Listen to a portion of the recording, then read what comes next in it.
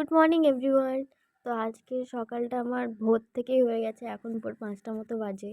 তো ওর এখন morning duty পড়েছে, তো একটু সকাল সকাল ফ্রেশ হয়ে রান্নাঘরে চলে এসেছি ওর টিফিনটা রেডি করতে। তো এত সকালে তো উঠে আটা মেখে রুটি করা সম্ভব নয়। তো আজকে আমি ডিম পরোটা বানাচ্ছিলাম, জানি না কে এটাকে কী বলে, আমি ডিম পরোটাই বলি। তো দুটো ডিম ফাটিয়ে নিয়েছিলাম, ওর মধ্যে যা সবজি ছিল পেঁয়াজ, ক্যাপসিকাম যেটা টেস্ট ভালো লাগে, গাজর যা যা ছিল দিয়েছি, তার মধ্যে দিয়েছি, দিয়ে পরোটা তৈরি করে নিয়েছিলাম। তো এই পরোটাগুলো খেতে প্রচুর টেস্টি হয়, এবং যারা ময়দাটাকে অ্যাভয়েড করবে, এর মধ্যে ময়দা দিয়েছিলাম, তারা ওটস দিয়েও বানাতে পারে, টেস্টি হয়। সাথে একটু সস দিয়ে দিয়েছিলাম, এটা সস দিয়ে খেতে ভীষণ ভালো লাগে। তারপরে আমার টিফিন রেডি, এবার গরম গরম একটু চা করে নিয়েছিলাম, ও এখানে রেডি হয়ে বসেছিল, এবার ও চা খেয়ে নিচ্ছিল। ও চা খাওয়া হয়ে গেলেই এবার ও রেডি হয়ে গেছে বেরোনোর জন্য, ওর ব্যাগ ট্যাগ রেডি। এবার আমি ওকে বলছিলাম একটু সাবধানে যাবে, ও সকালে যাচ্ছিলো।